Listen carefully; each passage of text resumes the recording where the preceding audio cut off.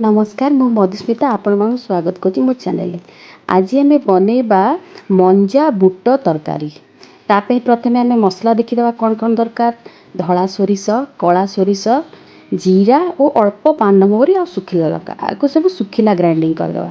तापर अल्प टिके पानी देकी ताकू भलरे पूरा प्लेन रे ग्राइंडिंग करदे। देखो मसला रेडी हो गला। तापर चलंतु आम मंजा काटिबा। मंजा देखो मु दुईटार तार गोटे नेली। एबे तार भलरे चोपा छड़े दबा। आमे तार जो शाइनिंग आसुतबा जो चोपाटा सेटा को आमे भलरे छड़े दबा। तापर एबे आमे ताकू गोल गोल करी काटी दबा पतला पतला। ता भीतर सूता बाहर सूता को भी बाहर कर दबा। एतरे बेसी सूता नथिला। तापर एमती छोट छोट करी काटी दबा। जित्ते सूता थिबा सब बाहर कर देबे न तरकारी भल लागिबोनी खाली सूता बाहरिबो। एमती पूरा छोट छोट करी काटी देबे। एटी कसी मंजा थिला सेति पई भलो थिला। बहुत तार टेस्ट भी भलो थिला। एबे सब मंजा को आमे एमती छोट छोट करी काटी दबा। तापर सितरे सब काटी सारला परे तादरे हळदी टिके गोळेकी आमे टिके चकटी दबा हाते रे मंजा टिके गोळेकी टिके 5 मिनिट पई छाडी दबा। तापर देखुंतु इथरे हमर परिबा कोन दरकार। सिंब, बाईगण, आ मूळा गोटे, आ कखारू ए सब परिबा हमको इथरे दरकार। तो चलतु देखो आलू भी मुझे धोईकी छोट करी काटी आपण आउ टिके छोट काटिबे। मंजा तो आमर इतरे दरकार कारण मंजार मेन रेसिपी एटा।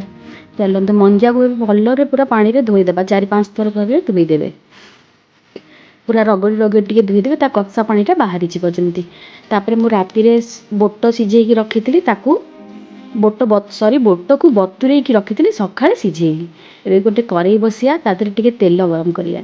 तेल रे सुखिला लंका पंच फुटण देबा। आमे पंच फुटण फुटेया। तापर सेतिरे मंजा उठी भले की भाजी दबा। आमे आगो प्रथमे आमे मंजा को भाजिया कारण मंजाटा टिके सिझिया पई टाइम लागे। सेतपे आमे प्रथमे मंजा को टिके भाजिया। ता घोड़े दबा टिके 5 मिनिट पई। 5 मिनिट पर देखिया मंजा टिके हेई आसलानी।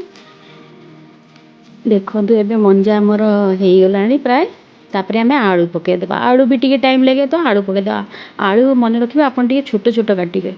हल्दी टिके पके देबा ता देरे ताकू पुणी भलरे गोळे गाली दे पुणी घोड़े देबा 5 मिनिट पई। 5 मिनिट पर देखिबा आलू हमर टिके हेईची कि नाही। जदि टिके हेइतबा ता देरे सब परिबा तक आमे मिसेकी पके देबा। टिके लूण पके देबा ऊपर स्वाद अनुसार लूण पकेबे। जेति कि आपण खाउथिबे सेति पकेबे। एबे ताकू पूरा भलरे गोळे गाली देबा पुणी घोड़े देबा ताकू 5 मिनिट पई जेमति परिबा टिके सिझी आसीबो।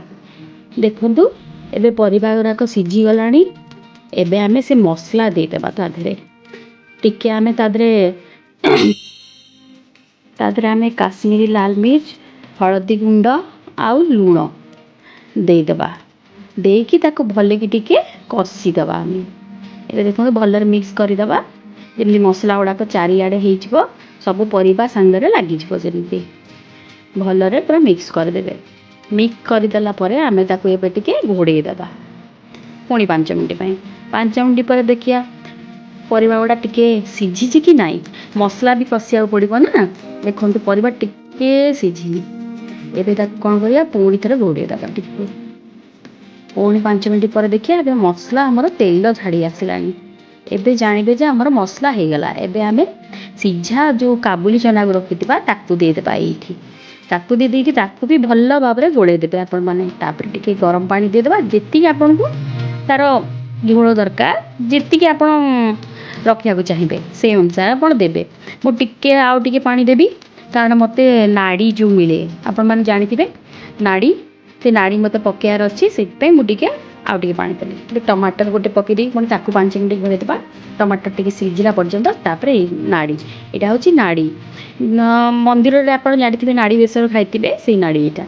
मु पके कि ताकू टिके 5 मिनिट पे पुणी घोड़े देबी जेमि टिके सिझी आसीबो। एबे देखंतु टिके फुटी गलानी। एबे आमे आगु मु कहिया को भूली जाइतिली आमे किछि नडिया को बाटी दबा। कोरी कि ताकू बाटी दबा किछि नै टिके पानी देकी बाटीबे।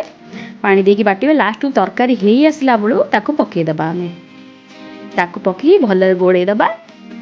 से नडिया पूरा पकेले तरकारी टेस्ट आहुरी बढ़ी जिवो। आपण मारे थरे एमती बनेकी देखंतु आ केमिति लागुची मते निश्चित जणैबे प्लीज।